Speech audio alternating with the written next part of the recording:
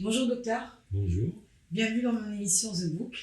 Merci de m'accueillir. Je vous en prie. Bon, on se connaît, vous aussi déjà depuis quelques temps. Vous m'avez déjà opéré par rapport à mon nez. Cette boule, alors comment on appelle cette boule que j'avais dans le nez? Un kyste? Un kyste. Est-ce qu'un kyste c'est dangereux ou pas? Si je l'avais gardé, Non, il n'y avait 5 aucun danger. C'est tout à fait bénin, mais c'était vraiment un peu mal placé et Ouais. visible. est visible et gênant. Donc merci de me l'avoir retiré. Docteur, j'ai beaucoup de questions que mes abonnés me posent par rapport à la chirurgie. Donc, est-ce que vous pouvez nous rappeler votre spécialité en tant que docteur, vous présenter auprès de mes abonnés? Donc, il y a une caméra là, il y a une caméra là. Pour ceux qui ne vous connaissent pas et celles qui ne vous connaissent pas. Très simplement, je suis chirurgien plasticien. Ça veut dire que donc, j'ai fait un cursus universitaire et hospitalier pour être chirurgien, spécialisé en chirurgie plastique, reconstructrice et esthétique. C'est le nom du diplôme. Et dans ma pratique de tous les jours, je fais donc de la chirurgie, mais depuis longtemps maintenant, des injections et d'autres traitements de médecine esthétique. Donc la médecine esthétique, qui n'est pas une spécialité reconnue à la faculté, est quand même une activité qui a pris un essor considérable depuis quelques années et sur laquelle je me suis penché très tôt et qui devient une activité très importante dans mon quotidien. Et donc, avant, vous faisiez de la chirurgie classique, c'est-à-dire vous pouviez opérer un cerveau, un cœur, Alors, dans le membre. cursus de chirurgie plastique, on apprend à travailler un peu sur toutes les zones, puisqu'en fait, ce qu'il faut comprendre, c'est dans la chirurgie réparatrice, puisqu'en fait, au départ, avant d'être chirurgien esthétique, on fait de la chirurgie réparatrice, et la chirurgie réparatrice peut faire appel à n'importe quelle zone. Par exemple, on peut reconstruire une mandibule en récupérant le péroné, qui est un os de la jambe, plus un muscle au niveau du dos, et qu'on va reconnecter pour recréer la continuité d'une mandibule qui aurait déjà été opérée pour un cancer, par exemple, pour parler d'exemples de patients que j'ai déjà opérés il y a très très longtemps. Donc il fallait connaître toutes les anatomies orthopédiques, vasculaires, viscérales, pour avoir cette notion précise de chaque région et de ce qu'on peut en faire pour la reconstruction. Après, l'esthétique touche partout. Je mets des implants de mollet, des implants mammaires, je fais des rhinoplasties. Donc il faut connaître un peu toutes les zones. Oui, parce que le mot chirurgie esthétique, il a été complètement détourné. Je trouve, on a l'impression que quand on parle de chirurgie esthétique, c'est que d'implant mammaire, implant fessier, botox, injection des lèvres, alors que c'est pas que ça, finalement, la chirurgie esthétique. Alors, est-ce qu'il faut différencier par rapport au terme chirurgie réparatrice et chirurgie esthétique? Ou est-ce que les deux vont de pair? Alors, ça va de pair, puisqu'en fait, d'une façon théorique, un chirurgien dit esthétique doit avoir d'abord été un chirurgien plasticien. Donc, ça fait partie de sa formation. Maintenant, la pratique, en réalité, dans le concret, il est certain que la chirurgie réparatrice, c'est une chirurgie qui est lourde, c'est une chirurgie qui se fait plutôt en milieu hospitalier, qui se passe souvent sur plusieurs interventions, donc il faut des prises en charge assez importantes. Et donc, on peut la différencier quand même de la chirurgie esthétique, qui est effectivement ce développement depuis 20 ans, 30 ans, qui va être dans la... qui ne part pas d'une perte ou d'une malformation, ou d'un accident, ou d'une exérèse à cause d'un cancer. On va vous enlever une grande partie de vous. C'est une Donc, envie c'est ou une plus, résolution à un problème Voilà, c'est aujourd'hui. plus un complexe ou une envie de changer par rapport à une situation qu'on peut considérer entre guillemets comme normale au départ. J'ai beaucoup de questions encore, docteur, je ne vais pas vous lâcher, hein, vous me connaissez. Quand je vais dans le bureau du docteur, je reste 2 heures. Et franchement, adorable. Vous avez été comme un psychanalyste un petit peu, mine de rien. Parce Alors, que j'ai pris du temps avec vous. Hein. disons que l'aspect psychologique Ouais. est une dimension que j'ai appris à comprendre, Et à à développer interpréter, peut-être. à aimer Ouais. et à intégrer surtout dans mon approche et dans mon travail. C'est indispensable. Parce qu'on pose beaucoup de questions. Moi, je sais que pour cette petite boule, je me suis posé, j'avais peur. Trop de questions. Est-ce que mon nez ne va pas changer? Est-ce que la pointe? Est-ce que les narines? Je ne sais pas. Donc, comment vous faites quand vous avez une cliente qui est en stress? Bon, pas moi, parce que du coup, mes abonnés, ils savent tous, ils ont vu le vlog. Mais une personne qui est en stress et qui veut, par contre, régler ce problème ou de kyste ou de déviation. Comment rassurer ce genre de personne-là qui vit un complexe et qui n'arrive pas à avancer et qui n'a pas confiance en soi? Bon, on va dire déjà que la gestion de la peur, la gestion du stress dans mon métier, c'est complètement intégré du début à la fin. C'est-à-dire qu'il y a de la peur avant, il y a de la peur pendant, parce qu'évidemment les patientes en post-opératoire notamment, elles sont gonflées, déformées, elles m'envoient, moi je suis en connexion permanente avec mes patients, je leur donne mon téléphone portable, on est sur Oui. des réseaux sociaux de Franchement, je communication. confirme. Et Je confirme. je sais que la présence du chirurgien Et la réponse rapide, c'est quelque chose qui est très important dans la prise en charge, dans le fait de rassurer. Et donc, cette gestion du stress, elle est de A à Z. Donc ça, c'est déjà quelque chose qu'il faut complètement intégrer. La seule façon de gérer ça, c'est de donner les bonnes informations, de rassurer les patients. En amont, parce qu'évidemment, ils se posent plein de questions avant de se faire opérer c'est le stress. sur les risques encourus, sur Puis on a peur de ne pas se réveiller quand c'est en général. La peur de l'anesthésie, finalement, prend une grande part dans cette peur globale. C'est pas la plus grosse. Mais à la limite, ça c'est plutôt l'anesthésiste qui va se charger de rassurer les patients. Après, moi, je prends toujours des exemples. Je leur dis, écoutez, c'est plus dangereux de prendre sa voiture quand on part en week-end que de se faire opérer. Pourtant, on va partir en week-end X fois, alors qu'on va se faire opérer peut-être une fois ou deux. Donc, le choix, il est quand même plutôt simple. Statistiquement, mais le problème, c'est que le rationnel est très difficile à faire intervenir dans cette discussion. C'est clair, surtout quand on est en état de stress absolu. Docteur, qu'est-ce que vous pensez de la chirurgie à l'étranger? Donc, je ne vais pas citer de pays en particulier, mais il y a beaucoup de personnes, de femmes particulièrement, qui vont se faire opérer à l'étranger parce que c'est moins cher, parce que des fois c'est plus rapide. Au niveau du suivi, au niveau du traitement, au niveau de l'opération même, il a été dit que parfois ce ne sont pas les médecins qui opèrent, mais les assistants. Qu'est-ce que vous pensez de ça? J'ai un avis très négatif sur cette question. Alors je peux comprendre qu'une patiente qui n'a pas les moyens de s'offrir une opération en France ait envie de se tourner vers la chirurgie low cost, parce qu'en fait c'est un peu de ça dont on parle. Quand on parle de la chirurgie à l'étranger, on n'a pas besoin d'aller à l'étranger pour trouver des bons chirurgiens si on a les moyens de s'offrir les chirurgiens en France. On a les meilleurs en France déjà. On est une école de chirurgie qui est reconnue dans le monde entier. Quand vous dites les meilleurs, c'est-à-dire il y a un classement des chirurgiens dans le monde? Non, mais parce qu'on voit bien vous êtes, les enseignants, les résultats, la philosophie qu'on développe.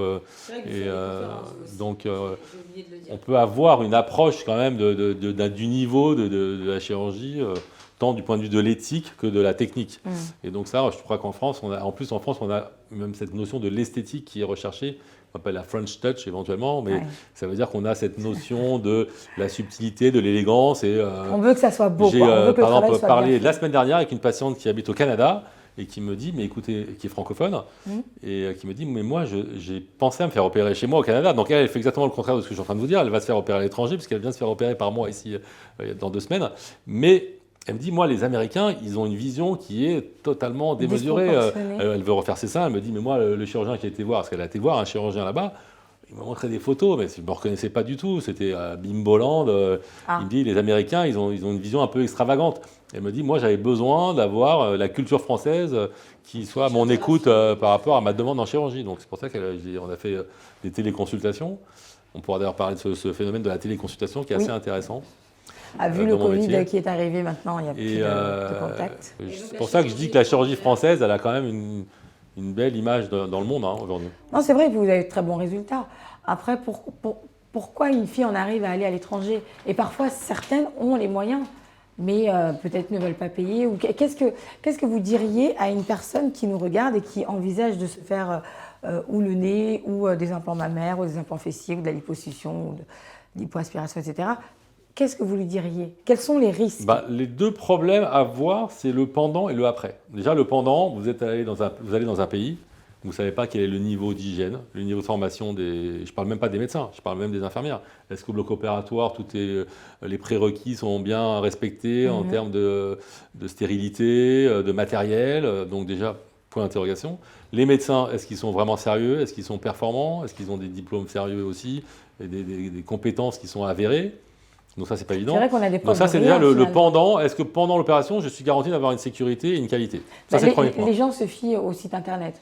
Et puis l'avant-après. Alors, il y a eu malheureusement de grandes campagnes télévisées aussi, où on a un peu raconté ça. C'était un peu le buzz il y a quelques années, la chirurgie à l'étranger.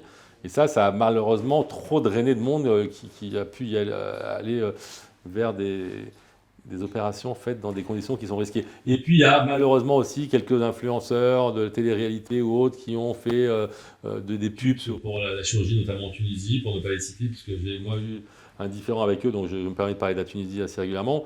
Il y a des cliniques qui peuvent se permettre de... Par exemple, moi j'ai été hacké, mon site internet a été hacké par une clinique en Tunisie qui avait pris tous mes photos avant-après et qui les avait publiées sur son site en montrant des cas, et même en photoshopant le avant pour le déformer encore plus.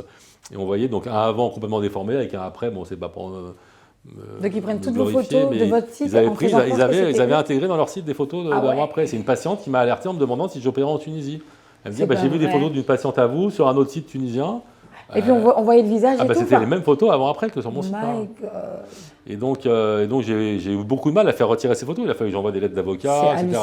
hallucinant. Et derrière ça, j'ai commencé à communiquer sur les réseaux sociaux sur les problèmes de l'honnêteté de certains chirurgiens. Mhm. J'ai des patientes qui m'ont appelé en off, qui m'ont téléphoné sur leur sujet personnel, dont une qui me racontait qu'elle avait voulu aller en Tunisie, qu'elle avait voulu faire appel au Conseil de l'ordre tunisien, elle avait pris des avocats, que tout le monde avait été corrompu, que le Conseil de l'ordre avait fermé la porte, que son avocat avait été corrompu par la clinique en face. Enfin voilà. Donc, en gros, Donc c'est le pas problème possible. majeur déjà de base, c'est de vérifier la probité du médecin qui va vous opérer. Donc malheureusement, Comment la vérifier, docteur c'est compliqué, hein, surtout à l'étranger. ça. Alors en plus de ça, vous ne savez même pas s'ils ont une assurance qui est sérieuse, est-ce que vous allez pouvoir avoir recours à cette assurance. Donc là, je viens à l'autre partie la plus importante, qui est le suivi. Oui, le suivi. Vous opérez d'une prothèse mammaire. Enfin, une prothèse mammaire, on sait que ça peut y avoir une rupture, on peut avoir une coque, on peut avoir une infection, on peut avoir un déplacement, on peut avoir X anomalies. Qu'est-ce qui se passe ? Il faut retourner dans le pays chaque fois pour faire le suivi. Effectivement, Est-ce c'est qu'on a des compliqué. recours au niveau des assurances ? Donc il n'y a aucune Même garantie en le fait. contact, est-ce qu'il y a ce contact Donc, assez régulier? Est-ce qu'il y a cette visite d'ailleurs qui survient, je crois, une semaine ou deux semaines après les contrôles après une opération, c'est post-opératoire continu pendant des mois et des mois. hein. Bah ouais, donc c'est compliqué. Alors j'ai pris souvent cette image, j'avais été interviewé aussi à la télévision sur le sujet, et j'avais pris cette image, j'avais dit, est-ce que vous iriez acheter une voiture à l'étranger, et quand vous revenez en France, vous n'avez pas de service après-vente, vous n'avez pas de garantie, et vous avez le droit de rouler mais sans assurance. Ah bah non, vous ne le ferez pas. Bah C'est la même chose. Là, vous faites opérer à l'étranger, vous rentrez chez vous, vous n'avez pas de suivi, vous n'avez pas d'assurance, donc à vous de choisir. Alors, quelle est la solution pour les gens qui n'ont pas les moyens? Alors, il y Comment ils font a deux façons d'aborder la question, ou trois. On va dire, la première question, c'est de renoncer à son projet parce qu'on peut ne pas avoir les moyens de son projet. On Effectivement. n'est pas toujours capable de s'offrir ses rêves. C'est vrai. Malheureusement, on peut en arriver là. Ça fait partie des choses sur lesquelles il faut apprendre à vivre aussi, le renoncement. On peut faire appel à des services hospitaliers où là, dans le cadre de la formation, quand on est interne, moi j'ai été interne avant d'être chef de clinique, avant d'être indépendant, donc on a un cursus sur l'hôpital. Et donc c'est vrai que les premières interventions qu'on va faire, on les fait dans un cadre où le patient va juste payer sa journée à l'hôpital. Moins facturé. Et donc, il va payer a priori moins cher qu'un chirurgien en ville, entre guillemets. Mais où Il va trouver être ces encadré internes par un chirurgien plus ancien, donc c'est pas un cobaye, mais on accepte de jouer le jeu un petit peu, d'être opéré par un plus jeune, encadré par un plus Mais ancien. où on trouve ces C'est dans internes les services de chirurgie plastique des hôpitaux. Vous avez tout à fait ce genre de cursus qui est offert aux patients. Après, il est évident que vous avez une liste d'attente pour avoir votre opération. Déjà, la consultation, après l'opération, il ne faut pas être pressé, il faut prendre du temps. On ne sait jamais exactement sur qui on va tomber, puisqu'on va avoir affaire à une équipe, mais pas à un chirurgien nommé précisément. Donc c'est un petit peu au petit bonheur la chance, quelque part, même si on peut considérer que les écoles de chirurgie françaises sont très sérieuses et qu'on aura quand même un très bon service. Donc ça, c'est la deuxième option. Puis la troisième option, c'est si on veut accéder à un rêve, on fait tout pour y arriver, on travaille, le soir, la nuit, on économise, on trouve des moyens et puis on va gratter sur d'autres compartiments de son existence pour arriver à s'offrir son rêve parce que on a un désir tellement ardent qu'on se donne les moyens de ça. Voilà. Donc je dirais que c'est... Après, l'étranger... De temps en temps, on peut avoir des opérations qui se passent bien. Moi, j'ai déjà vu des patientes opérer à l'étranger avec des bons résultats, sur des opérations où il n'y avait pas besoin de beaucoup de suivi, parce que c'est des opérations assez simples, entre guillemets. Une petite liposuction, c'est vrai qu'une petite liposuction, au bout de 2-3 mois, si tout va bien, il n'y a plus rien à regarder dans l'avenir. Quand vous dites une petite liposuction, moi je me dis liposuction. La liposuction, c'est aspirer la graisse. Ouais.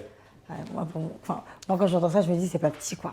Non, mais c'est vrai qu'il y a des petites liposuctions, qui sont bien faites, c'est ça. Un petit bedon, une petite hanche, poignée d'amour, un petit intérieur de genou.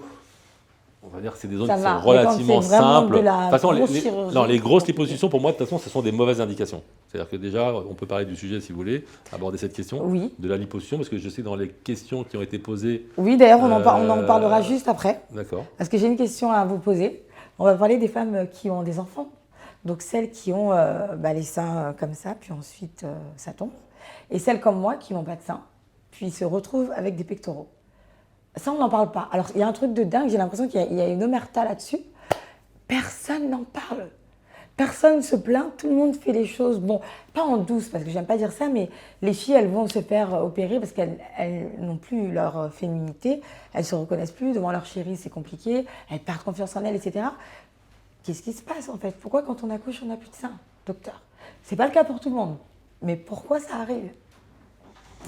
Bah, le phénomène est assez simple à comprendre, hein. C'est que la grossesse implique une augmentation du volume des seins, plus une imprégnation hormonale, parce qu'en fait, il faut bien comprendre qu'il y a les deux phénomènes qui jouent ensemble. Ça, c'est pendant la grossesse, et après, il peut y avoir même l'allaitement. Donc, il y a plusieurs facteurs qui vont entraîner une déformation, un changement au niveau de la glande mammaire. Et donc, il est évident que quand on revient à son stade d'avant, ou d'après, quand on va devenir la femme qui a accouché, Oui. c'est sûr que là, les seins, parfois, subissent des dégâts assez importants, en perte de volume et en affaissement, parce que la peau, en fait, si elle n'est pas de très bonne qualité, si elle n'est pas très élastique, avec l'expansion en volume de la grossesse, quand ça redégonfle, ça tombe en même temps, et c'est la ptose post-gravidique, ce qu'on appelle. Donc, c'est-à-dire c'est la chute des seins suite à une grossesse. Post-gravidique, c'est-à-dire qui suit une grossesse. Et c'est vrai que ce n'est pas un sujet qu'on aborde tellement déjà avant, c'est-à-dire que les femmes qui On n'est pas préparé tombent enceintes, à ça. elles ne sont pas très au courant de pas ce de qui va se prévention. passer après. Oui. Donc les modifications de la grossesse, Oui. bon, bien qu'elles savent quand même qu'elles ont pas mal de copines qui se plaignent d'avoir leur corps déformé ou changé après des grossesses. Mais on pense plus au côté j'ai pris 3 kilos, j'ai pas réussi à les perdre, et on pense pas à ce détail qui est quand même fondamental, effectivement, de la féminité, donc de la poitrine. Exactement. Bien sûr. Docteur, est-ce que toutes ces femmes, enfin toutes les femmes, y compris moi d'ailleurs, est-ce que si on n'a pas eu d'enfant, par exemple, et que demain on tombe enceinte, est-ce qu'on perdra après l'accouchement notre poitrine? Est-ce que vous êtes en mesure de me dire si c'est possible ou pas? En fait, tous les scénarios existent. C'est-à-dire qu'il y a des femmes qui ont des seins qui restent à peu près identiques après une grossesse. Il y a des femmes qui vont, comme on l'a dit tout à l'heure, perdre du volume et malheureusement accompagné d'un relâchement de la peau. Et il y a des femmes qui vont avoir les seins plus gros. Ça, c'est pas très fréquent, mais de temps en temps, il y a des femmes qui gardent du volume après. Donc, c'est très difficile de prévoir, puisqu'en fait, c'est complètement aléatoire la façon dont ça va évoluer. Donc, il n'y a aucune prévention, ni le sport, ni tout ça? Non, parce que vraiment, c'est un problème de volume et de qualité de la peau. Donc ça, on ne peut rien changer au préalable ou prévenir par un traitement quel qu'il soit. On va dire qu'un des éléments qui peut jouer, c'est de faire attention à son poids pendant sa grossesse. On a tendance à penser que quand on est enceinte, il faut manger beaucoup pour nourrir l'enfant, ou il faut pas se priver, etc. En fait, c'est pas vrai. On peut quand même garder une certaine ligne de conduite alimentaire et d'hygiène de vie pendant sa grossesse, parce que l'enfant il sera toujours nourri en priorité, il n'y aura jamais de souci à ce niveau-là. Et donc faire attention à son poids, ça peut quand même jouer sur l'avenir de son corps après sa grossesse. Combien ça coûte un implant mammaire? Alors déjà, il faut différencier les actes ou la combinaison d'actes. Puisqu'en fait, mettre un implant mammaire, c'est une opération. Remonter les seins, donc un lifting mammaire, c'est une autre opération. Et après, il y a la combinaison lifting plus implant ou lifting plus lipofilling, parce que ça aussi, c'est une tendance qui s'est beaucoup développée. C'est quoi le lipofilling? C'est la récupération de la graisse pour réinjecter la graisse, pour redonner un petit peu de volume. Alors, on ne met pas des volumes qui vont être aussi importants qu'un implant, mais ça peut rendre service à des femmes qui ne veulent pas d'implant ou qui ont quand même un volume de sein suffisant restant au niveau de la poitrine pour améliorer un petit peu le galbe sans avoir vraiment l'envie de faire une augmentation en volume important. Est-ce que tout le monde peut faire ça? Une fille qui est mince et qui vous dit, docteur, j'ai envie de prendre la graisse que j'ai dans les cuisses pour la mettre dans mes seins ou dans mes fesses. Est-ce que c'est possible ou pas? Globalement, on trouve de la graisse pratiquement chez tout le monde. Il y a un niveau, un degré, je ne sais pas comment ça s'évalue, un volume, un poids de graisse qu'on ne peut pas dépasser, par exemple? En fait, ce qui va dicter la quantité maximum à injecter, c'est le volume de départ là où on injecte. L'objectif déjà d'injection de la graisse, il est limité par la réception, c'est-à-dire par le receveur qui est la zone receveuse. Donc on ne peut pas mettre plus que ce que ça peut recevoir au risque d'avoir des cellules graisseuses qui vont s'étouffer les unes les autres ou qui vont s'amalgamer et se nécroser. C'est pas dangereux, mais on est contre-productif. Si on veut bourrer le sein de graisse, en fait, on va perdre cette graisse. Mais une fille qui est toute maigre, elle ne peut pas faire ça? On trouve de la graisse assez facilement, même chez les minces, à l'intérieur des cuisses, au niveau des hanches, c'est ce que nous on appelle les poignées d'amour. Alors, bien sûr, pas des grands volumes, mais alors l'autre tendance qui va être plus utile chez les minces, c'est la combinaison implant plus lipofilling. Parce qu'en fait, aujourd'hui, on cherche le naturel tout le temps, c'est la question, c'est le leitmotiv, naturel, naturel, faites du naturel, je veux du naturel, en tout cas en France. Et donc, une des façons d'avoir cet aspect naturel, le plus naturel possible sur les prothèses mammaires, c'est mettre la prothèse et de faire les contours de la prothèse avec de la graisse. Et donc, chez les femmes minces, implant mammaire plus lipofilling, donc injection de graisse, de sa propre graisse, pour moi, c'est la première proposition que je vais faire avant toutes les autres. She wants to lean, she wants the Gucci. I ride with some harness on me, I got the Gucci.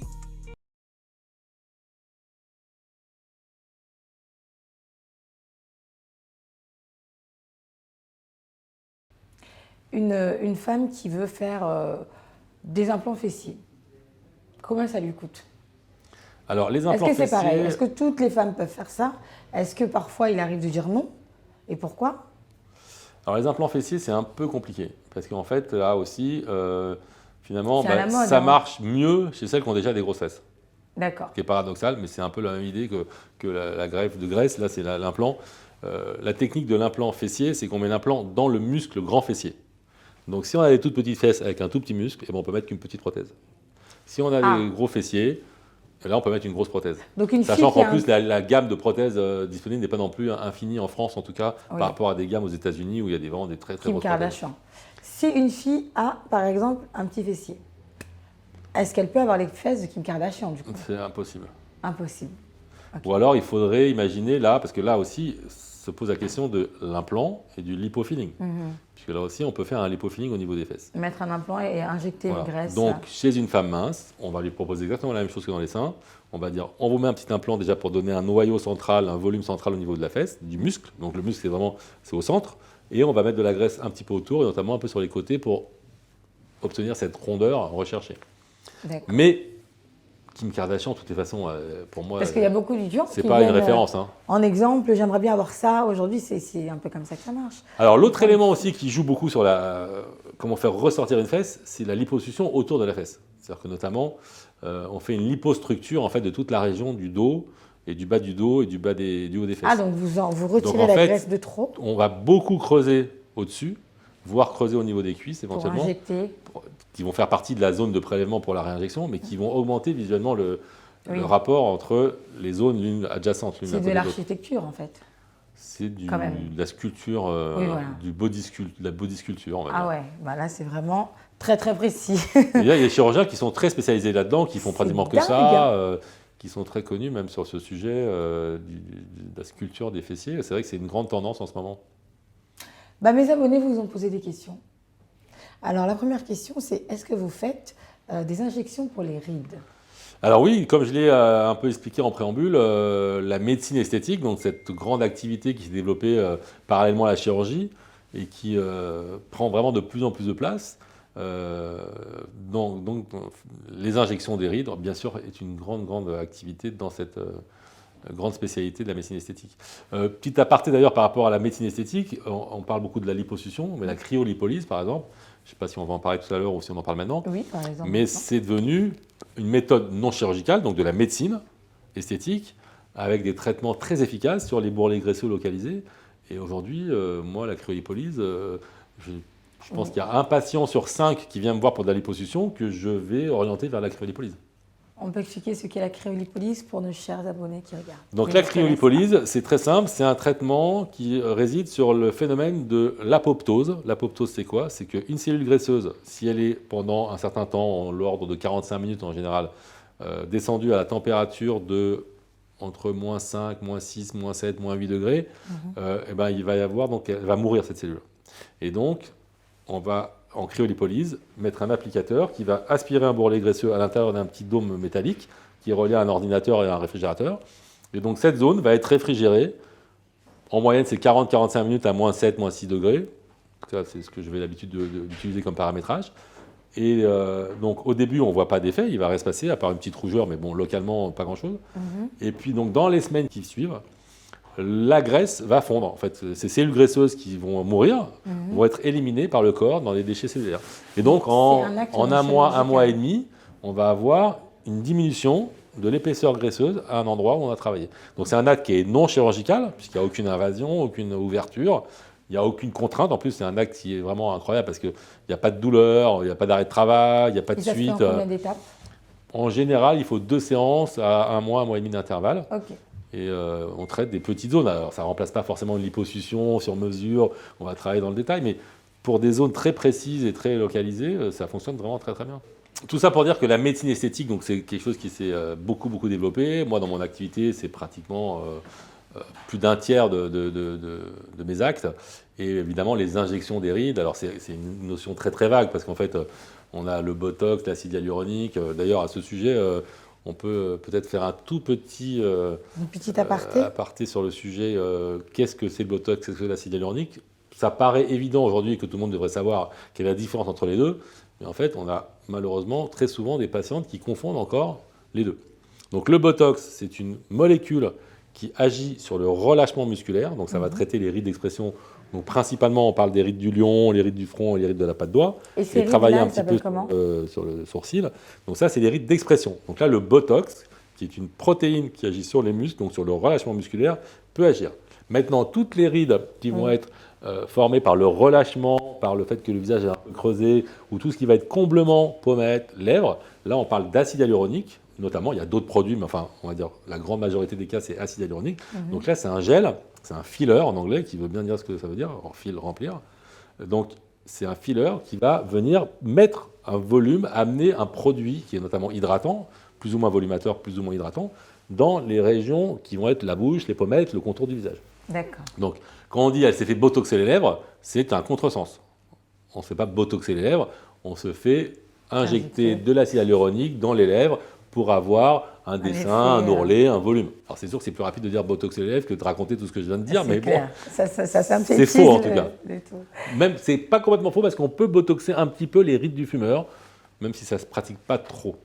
Voilà. Mais c'est possible. Donc là, c'est des subtilités qui sont un peu complexes. Mais voilà, globalement, c'est important de bien faire cette différence qu'on entend encore trop souvent des personnes qui confondent. Oui, voilà. Mais merci de préciser. Les fils tenseurs, est-ce que c'est dangereux? Les fils tenseurs, alors il faut savoir que ça s'est beaucoup développé depuis bien longtemps maintenant. Il y a eu plusieurs générations de fils. Il y a eu les fils non résorbables et il y a les fils résorbables. Ok, alors non résorbables, ce sont des fils qui... Donc les fils non résorbables, ce sont des fils qui sont permanents. Non, mais il reste, parce qu'en fait, il faut comprendre que le fil, on va le glisser sous la peau, on ne va pas le retirer. Okay. Donc le fil, il est là pendant un temps indéterminé. Il peut se déplacer, il peut se casser, l'effet n'est pas toujours facile à régler, donc on va dire que ça a été une période. Au départ, c'était la seule chose qui existait, c'était les fils non résorbables. Donc l'objectif de moi, j'avais essayé un peu, je dois avouer que j'avais arrêté parce que ça me dérangeait cette notion de fil qui partait pas. Et c'est quoi l'objectif du coup? C'est le lifting aussi? Alors le fil, c'est une aide pour lutter contre le relâchement. Okay, donc en fait, c'est pour ça que c'est un fil qui est cranté, parce qu'en fait, on va le mettre sous la peau. Il a des petites accroches à l'intérieur du fil, et donc en fait, c'est comme une petite bretelle qu'on va placer à plusieurs niveaux, parce qu'on ne peut pas mettre qu'un fil. Il faut vraiment faire un petit maillage. En fait, il faut mettre plusieurs fils. Au moins peut-être 5 fils par côté pour avoir un effet. Donc c'est un petit lifting médical, puisque là, il n'y a pas d'intervention chirurgicale à proprement parler, il y a juste une aiguille qu'on doit placer pour positionner le fil. Et donc là aussi, on est sur ce versant médecine versus chirurgie esthétique pour des objectifs qui seraient similaires, même si évidemment on ne peut pas vraiment dire que le lifting chirurgical est une concurrence complète par le fil cranté, mais en tout cas, la combinaison, pour moi aujourd'hui, la combinaison injection, en commençant relativement tôt pour avoir un effet préventif, et puis des fils de temps en temps, permettent certainement de reculer l'heure du lifting. Et du coup, les fils non résorbables? Alors, les fils non résorbables, ça c'est la nouvelle génération de fils. Donc c'est intéressant parce que d'abord, on a une sécurité, puisque c'est quelque chose qui va disparaître, que deux, on peut le renouveler assez plus facilement. Parce qu'on peut imaginer qu'avoir eu X séances de fils, si c'était des fils non résorbables, on se retrouverait avec c'est un peu la mer du Nord avec le plastique dans un visage, ça serait un peu embêtant. Donc là, le fil résorbable, c'est quand même plus simple à envisager, ça va se dissoudre. Et donc, pour moi, c'est la sécurité absolue. Sans parler du fait qu'aujourd'hui, il y a même des fils résorbables qui ont des actions de stimulation au niveau du collagène et que le fil peut avoir un effet d'amélioration de la qualité de la peau. C'est-à-dire, il n'y a pas juste l'effet mécanique de la remontée des tissus, il y a aussi un effet d'hydratation, parce que même il y a maintenant des fils d'acide hyaluronique, et il y a des effets de stimulation collagénique, donc d'amélioration de la qualité de la peau. Après, il y a beaucoup de crèmes qui sont très bien. On peut privilégier aussi les crèmes, bon, on ne va pas dire les marques, mais il y a des crèmes qui sont très bien, qui permettent d'avoir une bonne qualité de peau, s'hydrater, boire beaucoup d'eau. Ah, je pense qu'il y a effectivement des mesures. C'est beaucoup mieux avant d'en arriver là. Je pense qu'il vaut mieux avoir une bonne hygiène de vie, bien dormir, ne pas fumer, ne pas trop aller au soleil, avant de faire quoi que ce soit d'autre. Hein, ça, c'est évident. À la limite, si on ne fait pas tout ça en amont, tout ce qu'on peut faire derrière, c'est un peu illusoire. Aujourd'hui, c'est j'ai ce problème, je vais le régler chez le médecin. J'ai ce problème, je vais chez le chirurgien. Et ça devient un petit peu compliqué, je trouve quand même, parce qu'on se retrouve face à des personnes qui ont perdu leur personnalité parce qu'elles ont changé de visage. Après que ça soit complexe, je comprends, mais quand c'est pour régler, c'est limite devenu une solution miracle. Ça pourrait être considéré comme une facilité finalement. Oui, voilà, c'est ça. Mais la solution de facilité ne doit pas faire disparaître de sa vie l'hygiène et la discipline un petit peu préventive. Docteur, combien coûtent des implants mammaires? Le fait de se mettre des implants mammaires, ça coûte combien? Alors, comme je vous l'ai expliqué, déjà, il faut différencier implant mammaire seul ou avec un lifting ou avec un lipofilling, ou voir les trois en même temps, lipofilling plus lifting plus implant mammaire. Là, on est à 45 Donc, voilà. 000 €. Maintenant, après, il faut différencier entre deux chirurgiens parce qu'on n'a pas tous les mêmes prix. Après, c'est vrai que il n'y a pas forcément une énorme différence entre deux chirurgiens de formation équivalente dans la même région. Ça tourne autour de combien? Maintenant, on va dire qu'en France, on est aux alentours entre 4 et 5 000 € pour des implants mammaires. Okay. C'est à peu près le prix qui est pratiqué régulièrement. Maintenant, voilà, chaque chirurgien aujourd'hui, il a l'autorisation par le Conseil de l'Ordre de mettre et d'afficher ses tarifs, aussi bien sur son site internet que dans son cabinet s'il le veut. Et donc aujourd'hui, avoir les prix des interventions, c'est assez simple. Il faut aller sur le site. D'ailleurs, je suis très étonné parce que je reçois énormément de messages par internet sur différentes plateformes ou sur mon site directement. Et souvent, les patients demandent le prix des opérations. Oui, il faut aller alors sur le que j'ai une page tarif, site internet, tarif, tout est écrit, toutes les opérations sont listées. Donc je ne comprends pas, les gens ne font pas l'effort. C'est comme on me dit, mais comment on fait pour prendre rendez-vous? Vous allez sur Doctolib et puis vous allez avec un rendez-vous avec moi aussi facilement que c'est possible. Donc aujourd'hui, on a l'impression que tout doit être comme ça à portée de main. On ne doit même plus faire l'effort de chercher 2 clics d'ordinateur. Combien coûte le retrait des implants mammaires? Alors, est-ce que c'est le même prix? Parce qu'une femme qui décide de retirer ses implants parce qu'elle a envie de retrouver sa poitrine d'avant et qu'elle n'assume plus ou considère qu'elle n'en a plus besoin. Alors, avant de parler du prix des retraits des implants mammaires, je pense que ça c'est très important parce que c'est vrai que c'est une tendance qu'on a vu beaucoup se dessiner ces dernières années. Des femmes qui ont pris peur en fait, d'une certaine façon. Et ça, on peut parler des différents par rapport à la durée de vie? Des différents épisodes qui sont passés, un peu les anecdotes, entre guillemets, ou plutôt les accidents qu'il y a pu y avoir dans l'histoire des prothèses mammaires. Et donc, il y a des femmes qui ont peur maintenant, les fuites ou l'histoire du lymphomanaplasite. On peut parler de cet événement qui est très rare, mais qui existe. Et donc, on a une demande qui est grandissante de femmes qui veulent enlever leur prothèse. Alors, ce qu'il faut déjà comprendre, c'est qu'on ne va pas proposer à toutes les femmes d'enlever leur prothèse et juste enlever les prothèses. Oui. Parce qu'en fait, déjà, une femme qui a vécu pendant 10 ans, pendant 15 ans avec des implants mammaires, du jour au lendemain, elle va se retrouver avec plus rien du tout. Ça va être compliqué. En tout cas, un volume beaucoup plus petit et avec des seins qui vont aussi être un peu affaissés parce qu'il faut bien comprendre que l'implant mammaire a créé un peu une expansion. Et donc, une fois qu'on a vidé le sein, on va se retrouver quand même avec un sein un peu tombant. Donc, on est un peu comme une femme qui aurait une grossesse finalement. Enlever les implants mammaires, on va un peu se retrouver dans cette situation-là. Il faudrait quoi de la psychologie? Et donc, du coup, non, il faut déjà lui proposer une solution de repli. C'est-à-dire, soit si elle ne veut plus du tout d'implant mammaire, il faut lui expliquer qu'on peut faire un lifting avec un lipofilling, c'est-à-dire que là, on va lui remonter les seins. Alors là, il faut quand même des cicatrices pour le lifting mammaire, bien entendu, donc il faut accepter l'idée d'avoir des cicatrices. Et puis, donc, le lipofilling qui peut permettre d'amener quand même un minimum de volume pour ne pas avoir le choc complet de j'ai des beaux seins bien remplis avec une prothèse et puis demain j'ai plus rien. Donc là on va trouver un petit peu un compromis par la graisse. Soit lui proposer quand même de remettre un petit implant parce qu'on va la rassurer sur le fait que les implants mammaires, s'ils sont bien surveillés, et ça c'est vraiment très important de comprendre ça, c'est qu'un implant mammaire c'est pas dangereux, ça demande juste à être surveillé régulièrement. Qu'est-ce que ça veut dire surveiller régulièrement? Ça veut dire une échographie mammaire tous les 2 ou 3 ans et point. Ça suffit. Aujourd'hui, les radiologues savent très bien surveiller les implants mammaires Et une prothèse mammaire qui est suivie en échographie ne peut poser aucun problème pour la santé. Donc il faut déjà rassurer toutes les femmes qui veulent enlever leurs implants parce qu'elles ont une espèce d'angoisse, parce qu'il y a eu l'affaire PIP avec cette entreprise qui était dirigée par un arnaqueur qui a voulu mettre du gel de silicone pas homologué. Ouais.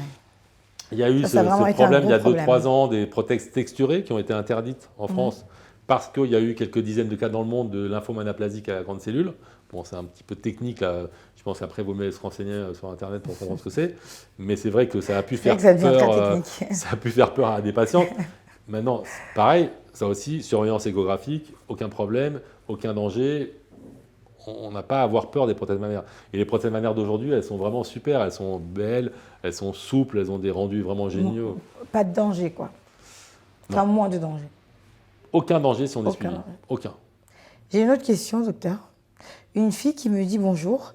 Comment peut-on estomper de grosses kéloïdes à la suite d'une réduction mammaire, justement? Alors, il faut savoir que les cicatrices kéloïdiennes, malheureusement, c'est imprévisible. En fait, c'est une pathologie. Ah, carrément. Ah oui, c'est considéré comme une pathologie de la cicatrisation. Donc maladie. C'est-à-dire que quelqu'un qui cicatrise normalement ne va pas faire de cicatrices kéloïdiennes. Et heureusement, c'est très rare. Mais quand ça se produit, c'est vrai que c'est la catastrophe parce que ça veut dire que c'est une cicatrice qui est épaisse, boursouflée, dure. En plus. Et effectivement, ça peut être un désastre entre guillemets esthétique.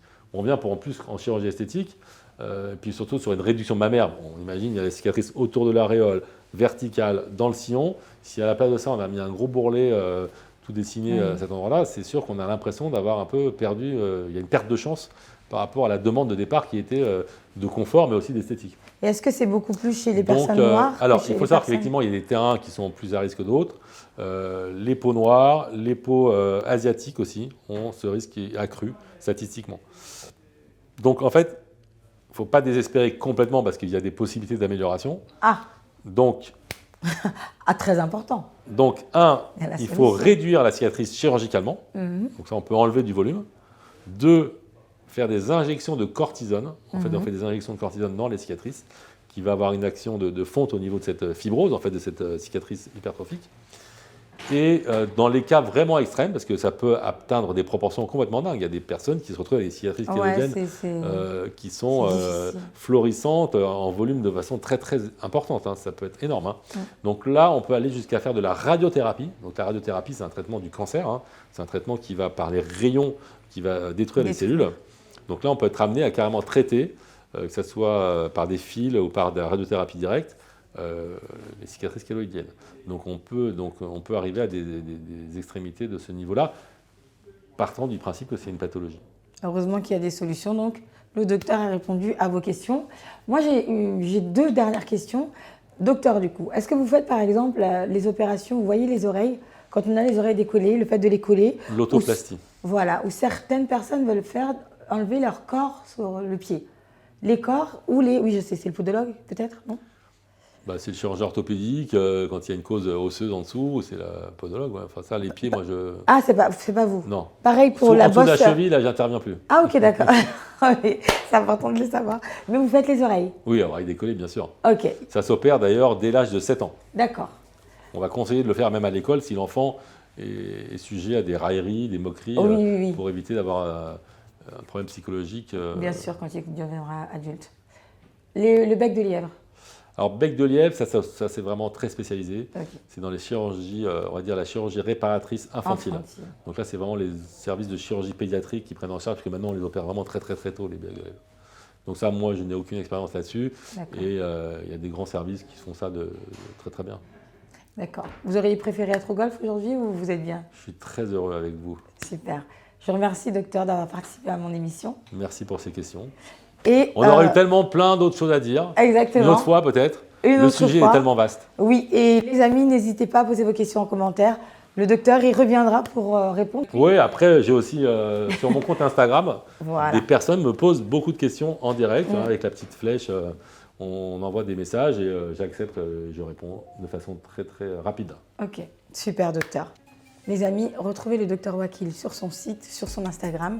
Pas encore de chaîne YouTube, mais je pense bientôt. J'essaie de le motiver, ça va pas tarder. Bon, merci beaucoup docteur. Mille merci.